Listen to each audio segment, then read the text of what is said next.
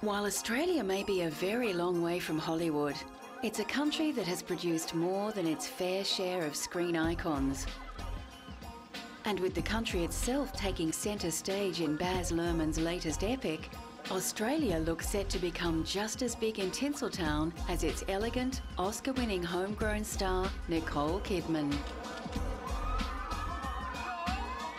Like a few other notable Aussie stars who have made it big in the USA, Nicole had close ties to America from day one. She was born in Hawaii to Australian parents on June 20, 1967, giving her citizenship of both America and Australia, a fact that would come in very useful for her globe-trotting life to come. As a teenager growing up in North Sydney, Nicole earned the nickname Storky due to her striking height, a statuesque 5'11". But self-consciousness was never a problem for Nicole, who even as a teenager had her goals very firmly in place.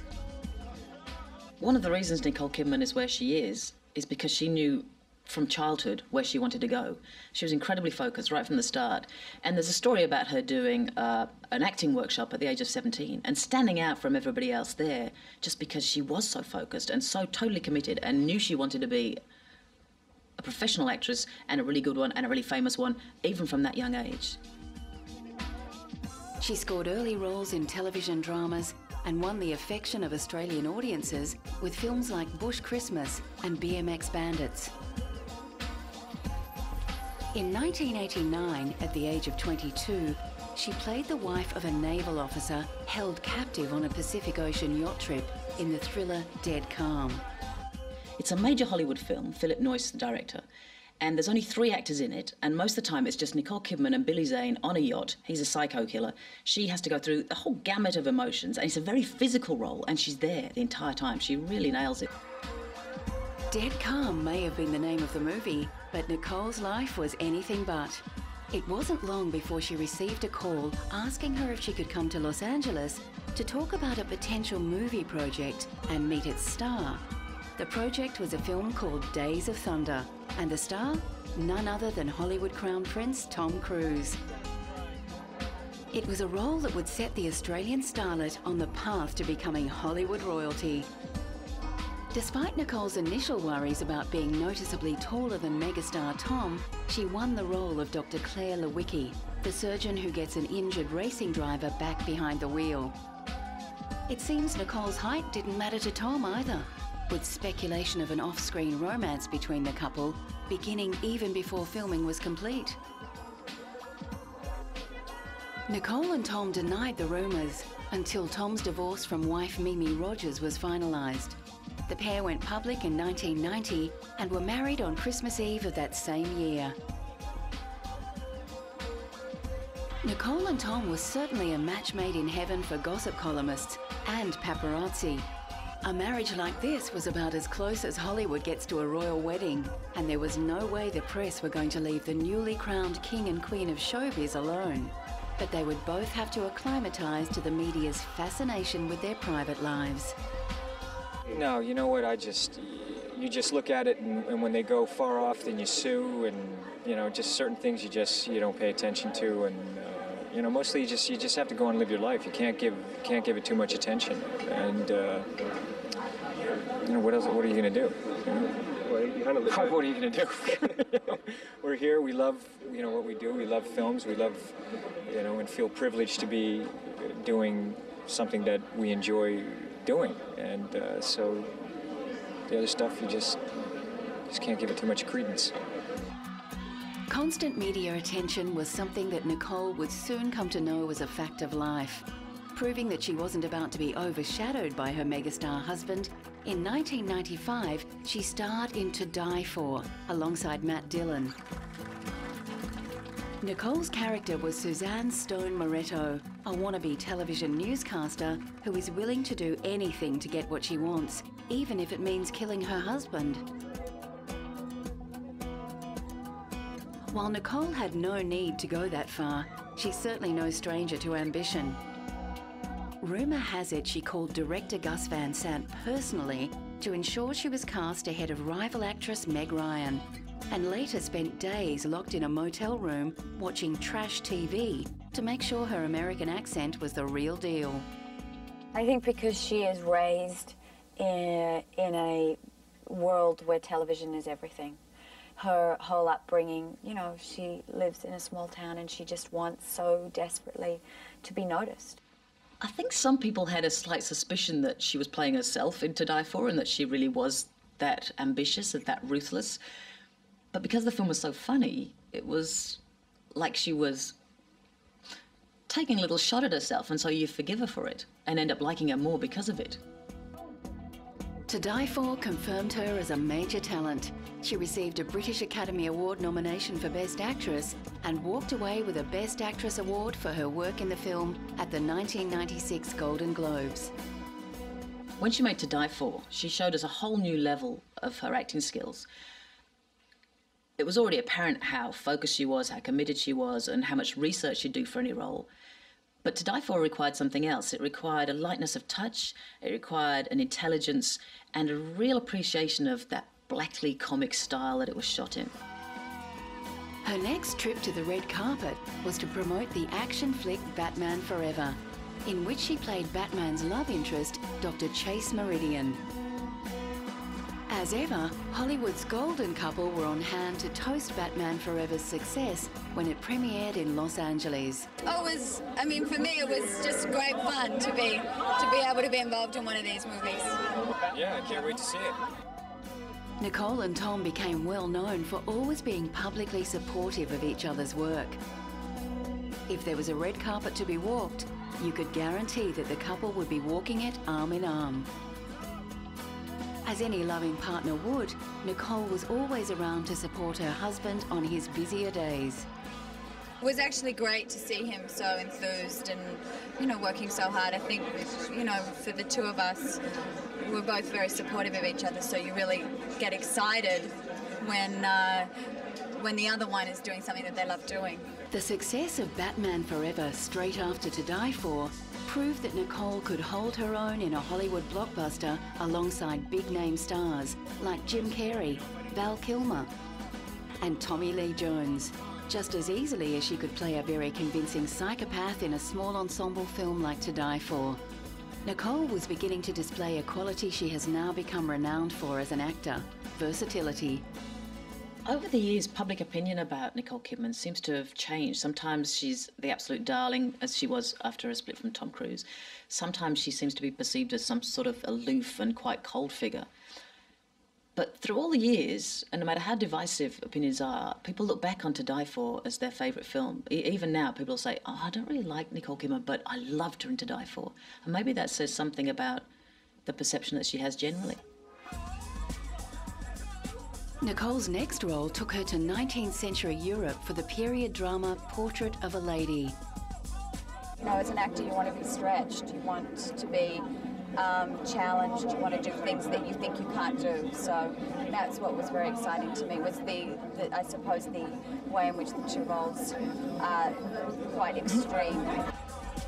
Directed by New Zealander Jane Campion and adapted from Henry James' classic novel, Portrait of a Lady follows the story of a young American woman who challenges the usual expectations of life among conservative American expatriates in 19th century Europe. The film used many exotic locations, memories of which would stay with Nicole throughout her career.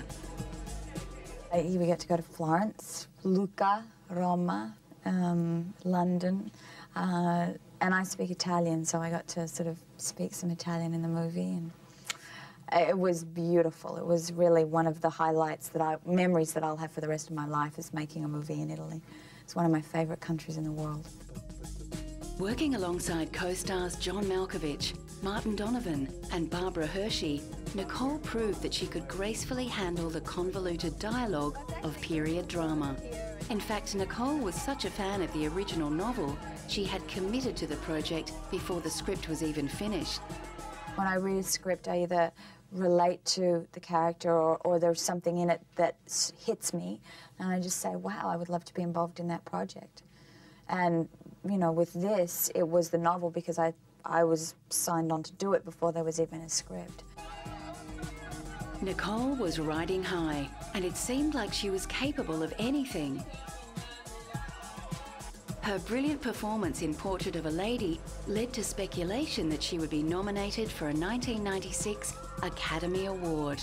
You take it as a great compliment, and then you go back and do your work. I think you just, you know, it either happens or it doesn't happen, and ultimately you keep working. This time, though, the rumours were simply rumours. Nicole was not ultimately nominated for an Oscar. Husband Tom, however, did receive a nomination that same year for his Show Me the Money performance in Jerry Maguire. True to her motto of keep working, Nicole took on the role of Dr. Julia Kelly in the action thriller The Peacemaker. Expectations were high of both Nicole and the movie, and the pressure was on. Not least because it was to be the first film produced by Steven Spielberg's DreamWorks studio. The Peacemaker saw Nicole and co-star George Clooney on the hunt for a terrorist who has stolen nuclear weapons and is determined to destroy the United Nations building. Nicole was building a reputation for being a meticulous researcher when it came to her movie roles. The Peacemaker was no exception. When I started doing the research and realizing how many nuclear weapons really exist and where they exist, that was terrifying. That was something that I had no understanding of, and now having an awareness that almost you think about it more and you worry about it more. Naturally, Nicole and George triumph and save the UN. Itself a landmark that would come to have significant meaning in Nicole's life and career to come.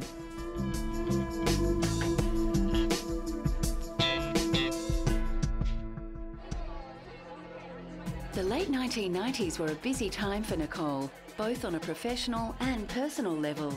She dabbled in a little witchcraft alongside Sandra Bullock in the comedy Practical Magic, and spent 6 months studying the method at the New York Actors Studio. Meanwhile, she and Tom had adopted 2 children, son Connor and daughter Isabella. With million-dollar incomes, lavish homes in Sydney and Los Angeles, and stellar careers, they were scaling heights no other Hollywood couple could match. Then came the rumours that they were deep in preparation for their first film together since Ron Howard's Far and Away in 1992. Directed by Stanley Kubrick, Eyes Wide Shut would tell the story of a New York doctor who embarks on a surreal, sexy adventure after his wife reveals that she has contemplated having an affair. At the time of making Eyes Wide Shut, Nicole and Tom were like king and queen of Hollywood. For them to be working together with a legendary director like Stanley Kubrick was always going to be the source of huge public and media fascination, and it was. And especially when everybody knew that the source story for Eyes Wide Shut was such an intense film about sexuality and the relationship within a marriage. And so I think there was that sort of public perception that we're going to see what was really going on in the Kidman and Cruise marriage behind closed doors. Even to seasoned actors like Nicole and Tom, the prospect of being directed by a giant of filmmaking like Kubrick was a little daunting. And we all sat down, we went to Stanley's house, and we sat in a room with him, and I was completely intimidated. I don't know about Tom, but I was. Well, he challenged convention just in his life, and he knew, and he created an environment in which he could flourish as a filmmaker and an artist. So that was inspiring. You know, there are few people working today that can do that, and he really knew how he wanted to make his movies, and he did that. For Nicole and Tom, the project was first and foremost an opportunity to draw on their own experience, to create a detailed and credible portrait of the complex dynamics of marriage. When we started the film, we'd been married for 7 years, and we've now been married at the end of this year for 10 years. So there are many changes. But I think we were, if we had had to make this film earlier in our relationship, I don't think it would have been, I don't think we would have given the performances we gave, and I don't think we would have been, I suppose, as willing to explore the different things that we had to explore in the film. Nicole and Tom found the combination of art and life made for a challenging and sometimes confronting rehearsal process. Stanley, Tom and I, our rehearsal process was sitting in a room, not standing up and doing the scenes, but sitting in a room and talking about things that are very intimate and very private, and a lot of the times things you would not necessarily want to deal with or want to say to your spouse. So it was a really interesting time. It was, and I think ultimately it really strengthened us, and it was a great gift to have that, particularly at that time of our relationship, and then also now to have the film. Because of Kubrick's secrecy about the film, rumours flew thick and fast about its plot and content. The film's sexual themes provoked much speculation, with some journalists writing that it would be the sexiest film ever made. The film is about sex, but it's about so many other things as well, and I think that it got blown out of proportion, actually. Well, there's sex in it. I don't necessarily think it's about sex. It's about sexual obsession and relationships and, you know, the dynamic of marriage. Sadly, Stanley Kubrick passed away in 1999, 4 days after screening the final cut of the film. And despite the hype, many critics did not find Eyes Wide Shut to be as sexy as they had hoped, with some reviews calling the film cold and slow. Eyes Wide Shut is a cold film. It is a slow film. And it's not at all sexy, it's not at all erotic, but it's not supposed to be. It's a film about sex, and it's a film about sexual relations in marriages, but it's not a sexy film. When people talk about chemistry between actors, they're talking about spontaneity, which in a Kubrick film is pretty much impossible because he does so many takes that for an actor to be spontaneous after the 46th take is nigh on impossible. They're also talking about that little erotic zing between actors, which in a film like this isn't there and isn't appropriate because it's a film of ideas and it's a film about when there are cracks in the marriage and how they show themselves. Yet some tabloids still linked the lack of sizzle to marital difficulties between its two stars. Rumours and gossip had long since become part of their daily lives, but Nicole was determined not to let the tabloids go too far.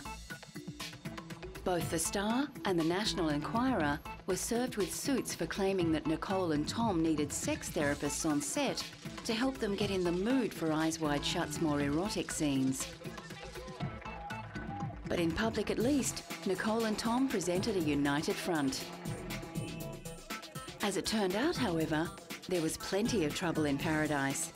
In news that blindsided even the celebrity watchers, Nicole and Tom announced their separation in February of 2001.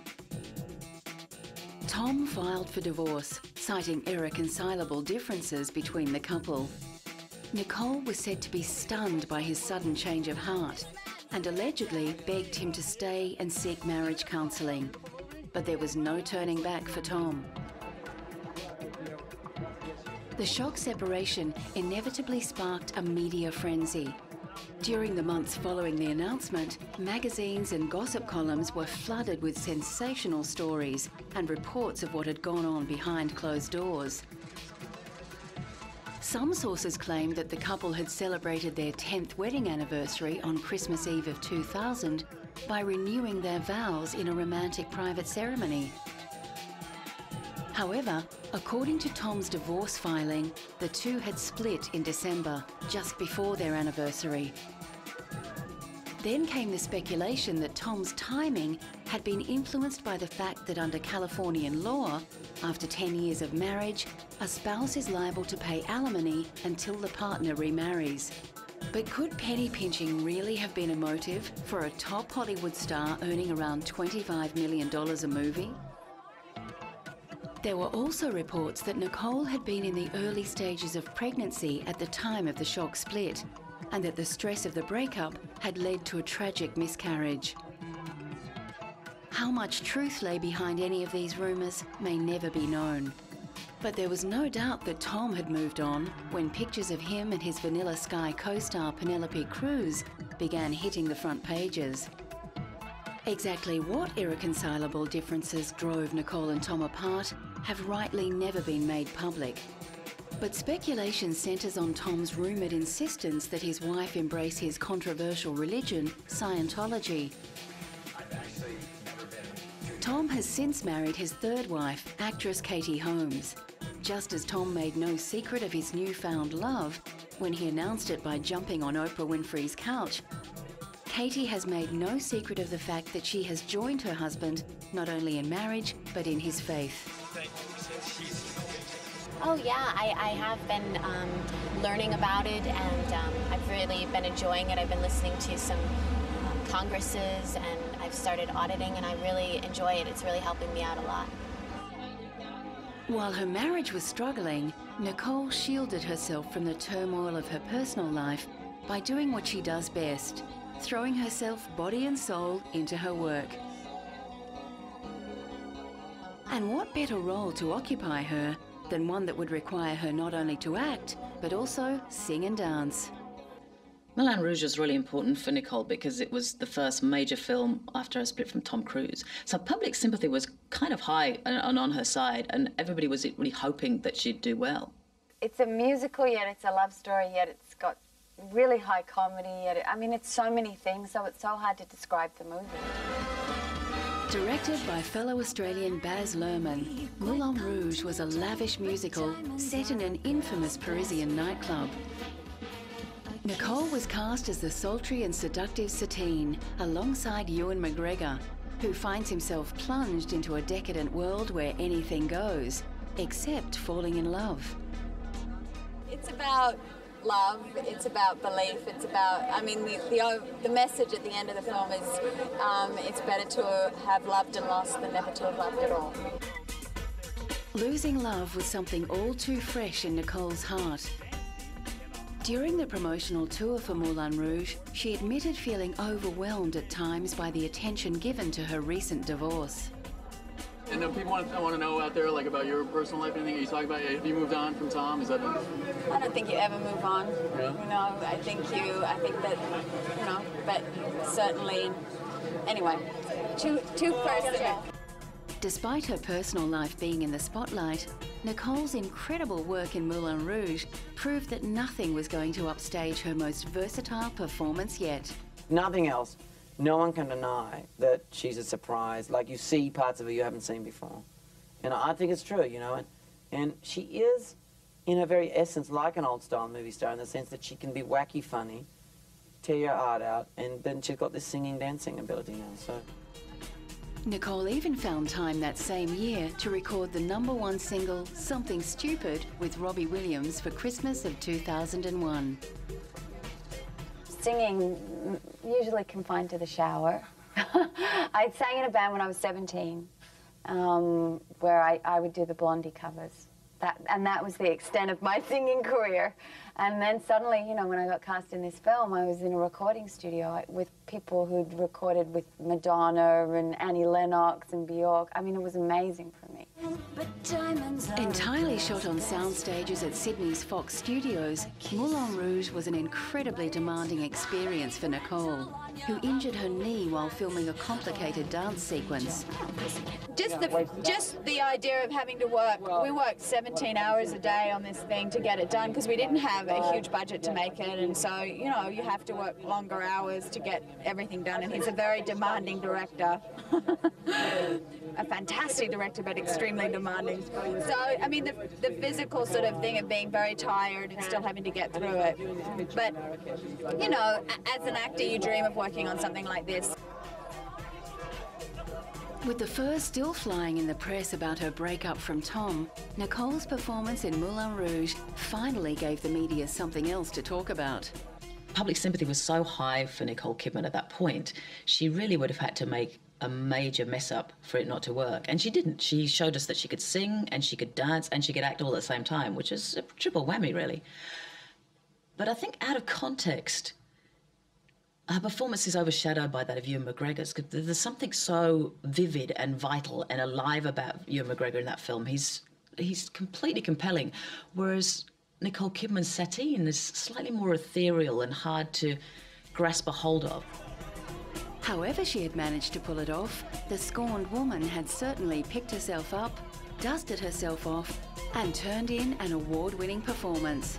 Her all-singing, all-dancing role in Moulin Rouge won her a Golden Globe for Best Actress in a Motion Picture Musical or Comedy in 2002. Having already won the public sympathy vote, she was now being painted in the media as a champion of triumph over adversity. The success of Moulin Rouge also saw a huge resurgence in popularity for movie musicals worldwide. It's really exciting to know that there's other musicals now being made, like Chicago's going to be made, and Rent, and it's nice to have been part of a film that started, hopefully, a whole new, I mean, we get to see musicals again, which is terrific. Nicole's next role would take her a long way from the glitz and glamour of the musical to a much darker place in The Others. True to form, Nicole chose a role that was as different to her previous one as possible. Well, actually last year I made both these films, and I was so lucky because I got to do Moulin Rouge and The Others in the 1 year, and creatively as an actress you just don't get to do such diverse characters, and that was the thing, that they were both so different. To play Satine in a courtesan and then to go and play this sort of very sexually repressed woman who's trapped in this house, you know, that's fun. Directed by Alejandro Amenabar, The Others is a terrifying tale of a young mother living with her children in a seemingly haunted country mansion. I love the genre. I love to be scared. I like to go and see a movie where I scream and jump, and it's something that I enjoy to see. So.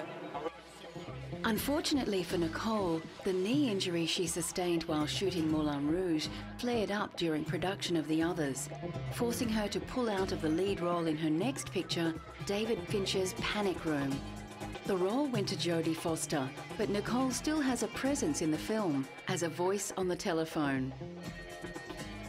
Likewise, it was Nicole's voice, or her transformation of it, that got people talking about her next role. This time in the low-budget English film Birthday Girl. I mean, it's sort of a black comedy, romantic comedy, thriller, quirky, weird film. But it's, I think it's got a lot of heart to it as well, which is what I liked about it. You know, the unlikely coupling of these two people. Yet, I think there's something quite beautiful about how people who are so different can still be so right together. For the hugely challenging task of playing a Russian mail-order bride, Nicole had to learn to speak and swear in Russian. Nicole's radical conversion into the treacherous character won over even the toughest of critics. Even speaking such kind of terrible words and even acting such kind of a girl, Nicole Kidman is still a very beautiful and attractive woman, and it is nice to see such a face of Russian lady in the cinema. So it is a sensation.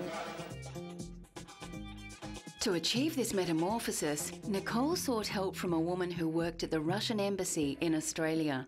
She'd never worked on a film before, and I just said, teach me Russian, teach me how to speak as a Russian.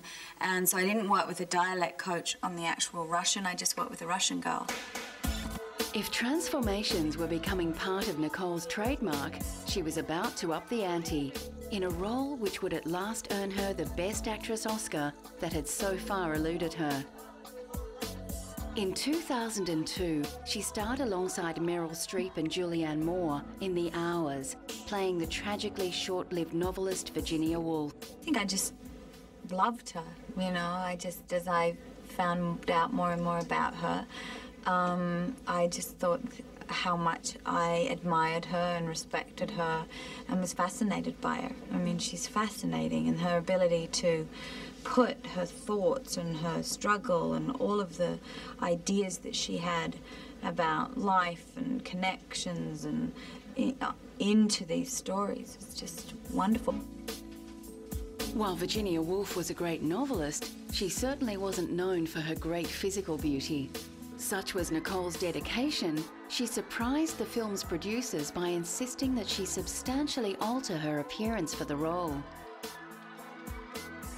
For the hours, Nicole wore a prosthetic nose, which made her almost unrecognisable as the famous beauty we know and love. I never watched dailies, so I just saw the makeup test, really, and then after that I didn't give it a second thought. I basically, you know, it was more just about, I didn't want to be overwhelmed or intimidated by her too much, because at first it was daunting, and then I went, no, I've just got to be true to this woman, got to find her, I've got to step in and just do it, you know, and not monitor or censor anything. Nicole's portrayal of Virginia Woolf was acclaimed by film critics worldwide. Hollywood has a history of giving Oscars to actors who actually deserve them for previous films or better performances, like Elizabeth Taylor winning for Butterfield 8 when she was much more interesting in Cat and Hot Tin Roof or Suddenly Last Summer. And around the time of The Hours, Nicole Kidman also made films like Dogville, which is a much more interesting film. But the Academy likes a bit of literary allusion, so The Hours wins out. The Hours was such a success that when 2003's Golden Globe Awards rolled around, Nicole found herself in competition with her own co-stars Meryl Streep and Julianne Moore. The Golden Globes, however, were just a warm-up for the big event. On Oscar night, Nicole was honoured with her first Academy Award for Best Actress. Having reached this important milestone in her career, Nicole was faced with the difficult choice of what project to take on next. It's very difficult to not get distorted in your view of where you want to go and what you want to do, and I think you just constantly have to come back to the simplicity of, I want to work with interesting people, I want to work with people that have something to say, and try to do films that are relevant, you know, to what you're feeling at this time. I know that sounds sort of like waffle, but it actually has some meaning to me.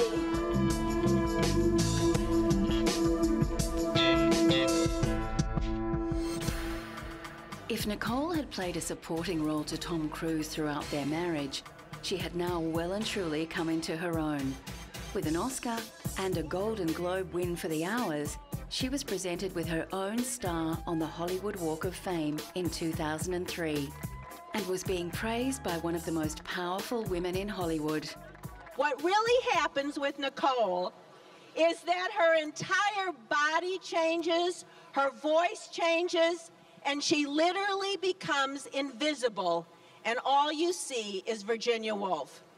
And this to me is amazing, because we all know that Nicole Kidman could have become a giant star just based on her looks. But instead, she has become a giant star based on her enormous talent. She is a simply brilliant actress. She wasted no time in testing her versatility even further by signing up for 3 very different films: Dogville, The Human Stain, and Cold Mountain. The 3 projects would see Nicole working in very diverse locations, from the bare soundstage of Lars von Trier's Dogville to the farmland of rural Romania. There is something beautiful about being, instead of in a studio, being out in the mountains. And we were in the mountains of Romania, and we were working in this beautiful sort of fresh air with trees. I mean, the conditions were extreme, but at the same time, I'm much more an outdoors person than an indoors person. So if it's a choice between a studio and a location, I'll take the location anytime. After the grueling process of making 3 films in rapid succession, came the grueling job of flying around the world to promote them. In between filming her next projects, she managed to squeeze in some family time. I'm in the process of finishing Stepford Wives, and then I'm going back to see my mum and dad, and my dad's coming over to see me in a week, so. And my sister just had another baby, so she's coming over in 3 weeks to New York. A rather less joyful part of Nicole's life was the constant torrent of tabloid gossip directed at her.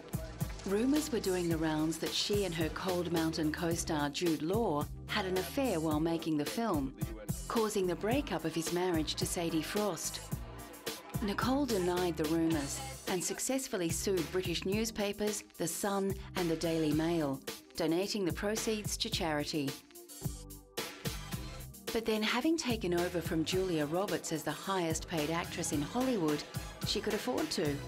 Not only could she now command more than $20 million per movie, she was also riding high on her status as the world's #1 fashion icon.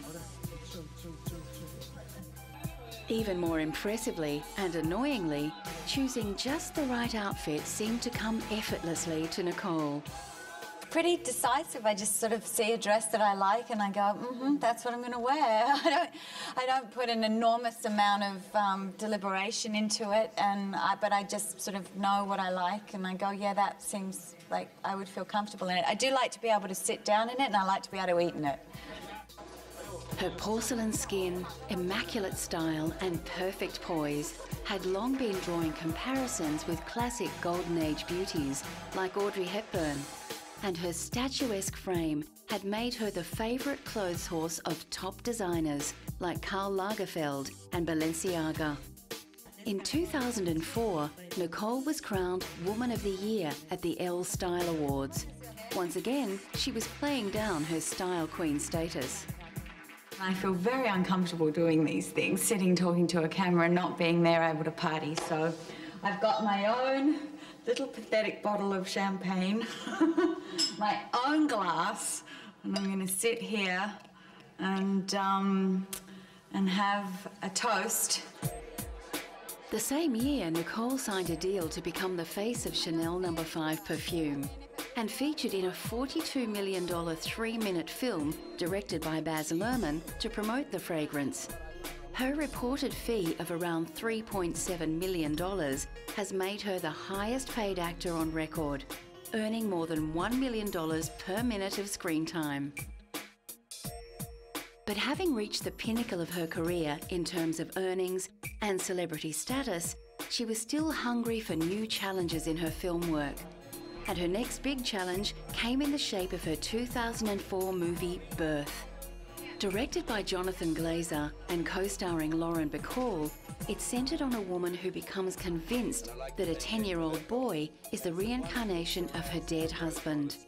The film, which involves Nicole taking a bath with the boy, asked more questions than it answered and sparked a wave of controversy.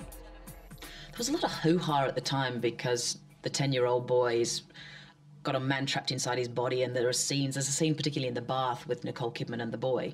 But it's shot very carefully. They're hardly in the same room when they're actually shooting it. And I think it was really a bit of a storm in a teacup. I love to make films that cause discussion, which is why I don't like to actually answer specifically what does this mean, or because particularly on something like this, people debate it and they all have a different, you know, was it really her husband or was it, I mean, it's divided. Then, after starring in remakes of The Stepford Wives and 60s comedy series Bewitched, Nicole moved on to some more conventional material, a good old-fashioned thriller. The Interpreter, directed by Sidney Pollack and co-starring Sean Penn, would be the first movie ever filmed inside the world-famous United Nations building in New York.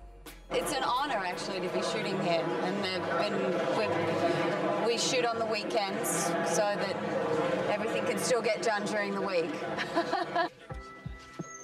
The United Nations itself had been playing an increasingly important role in Nicole's off-screen life.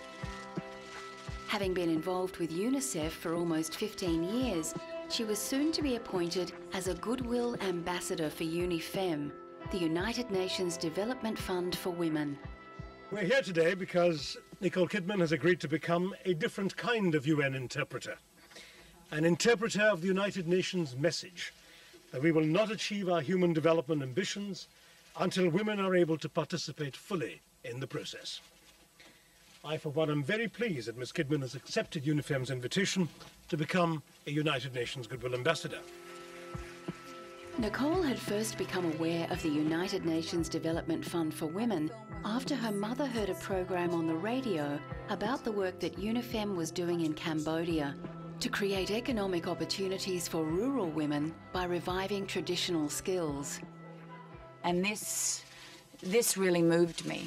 And it was at that point that I tracked down who was the head of UNIFEM, this woman here, and I called her up and I said, listen, I heard about some of this work. I don't know what else you're doing for women, but I would very much like to be able to help you and be involved in any way that I can. Nicole's role as UNIFEM's Goodwill Ambassador has taken her even further afield than her most out-of-the-way film shoots. But even her film roles still serve to remind Nicole of the reason she has taken on this important charity work. I did a film, The Human Stain, where I went and met with a lot of women in shelters, abuse shelters, and I think the stories that I heard there, and this was in America,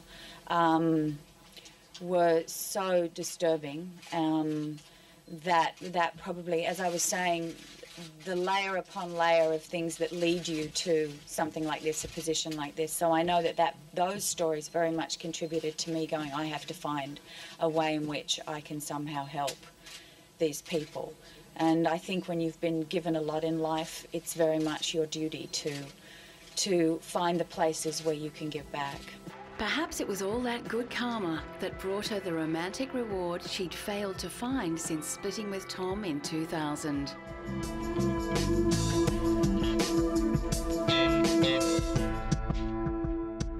After a string of rumoured romances with stars like Robbie Williams, Adrian Brody and Lenny Kravitz, Nicole finally met country singer Keith Urban at a gala dinner in Los Angeles honouring noted Australians in 2005. Rumours of a romance started circulating soon after, when Nick and Keith were spotted dining out together and Nicole even joined him on tour. It wasn't long before the pair went public, and on June 25, 2006, a week after Nicole's 39th birthday, they were married at the Cardinal Soretti Memorial Chapel in the grounds of St Patrick's Estate in Sydney. For the whole week leading up to the marriage, Australia's paparazzi had been camped outside her parents' home. Oh, I did. Thank you so much. Wow. Anyway. Huh? Congratulations, Nicole. Thank you. Happy birthday, Nicole. Nicole. One more, please, Nicole. I feel embarrassed now. Anyway, okay. Thanks for coming out, Nicole. Thanks a lot. All right. Nicole, are you having a lovely day? Yeah, I am. What have you got planned?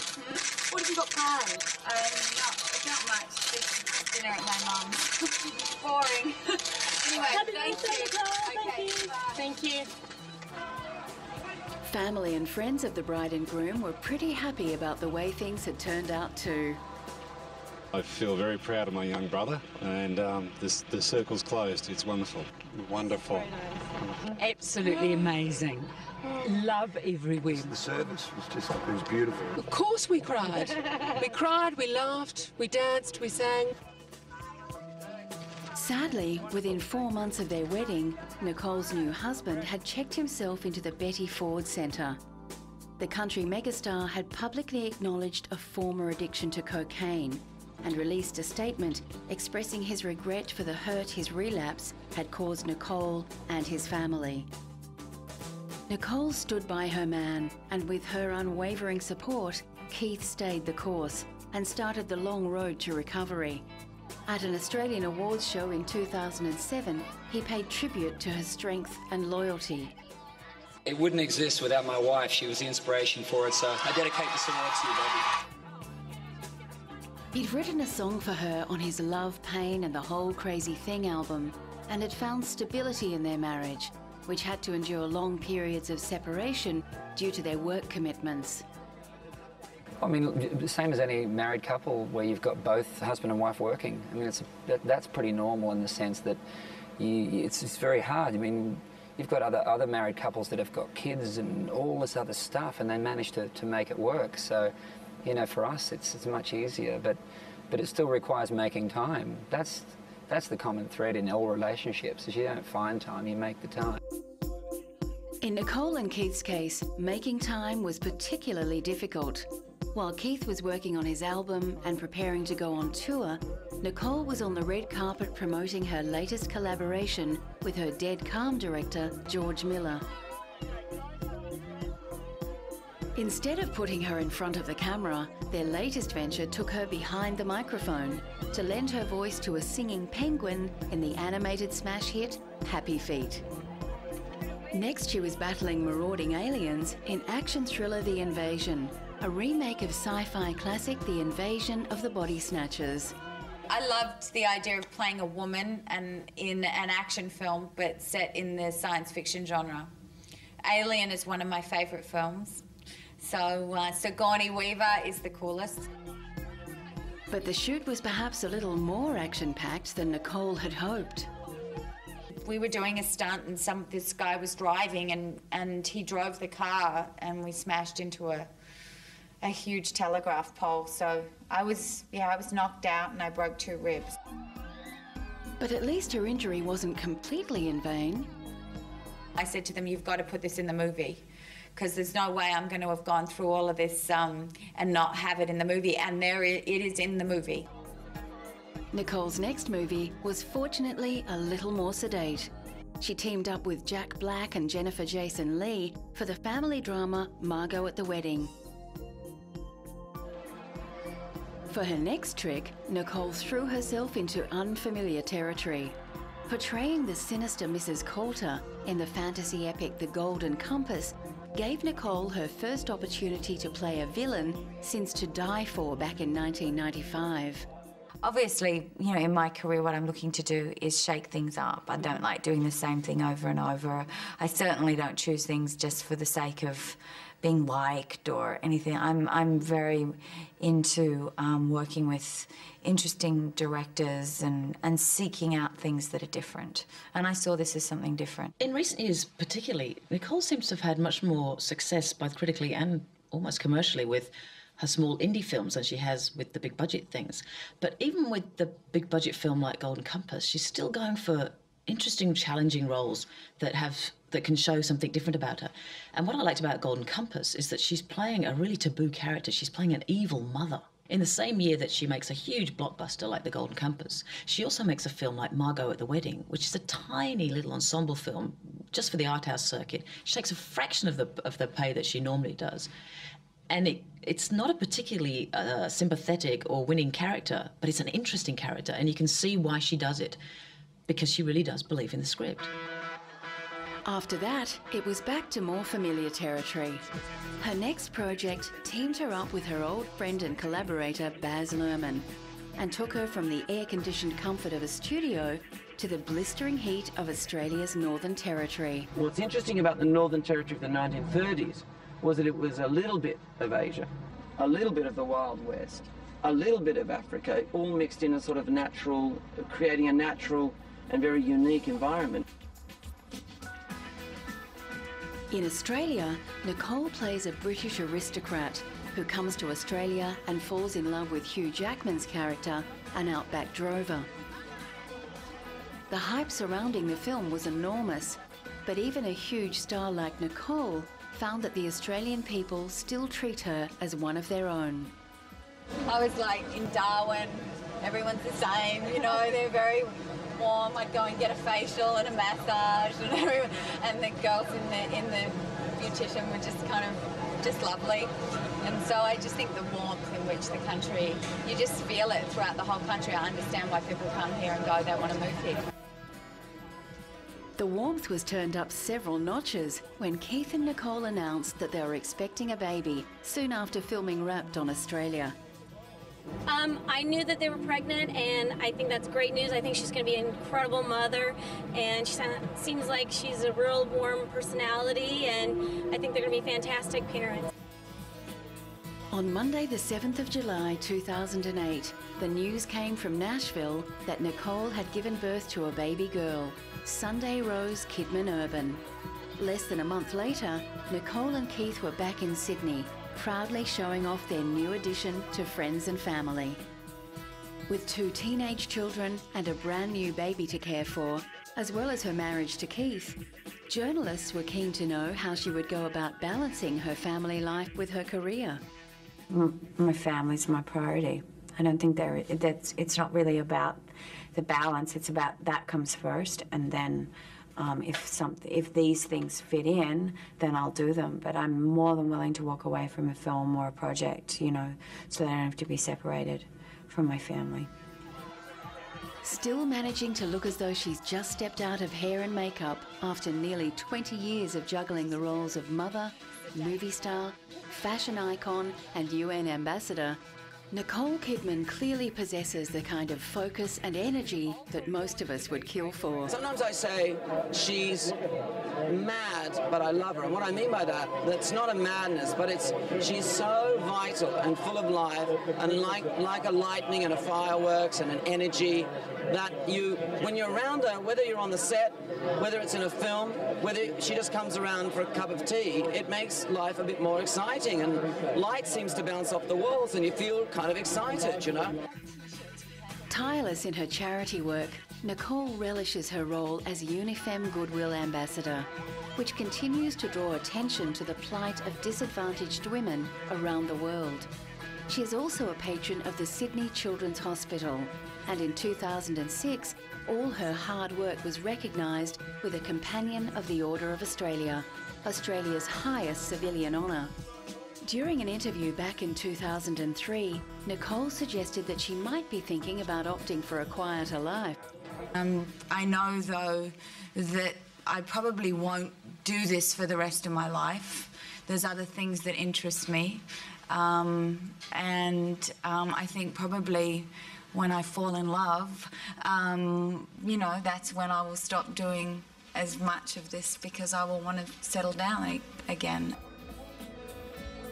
However, after falling in love with Keith and giving birth to Sunday Rose, the girl from Oz is showing no signs of slowing down. With more film projects already in production, she won't be heading off to the outback just yet.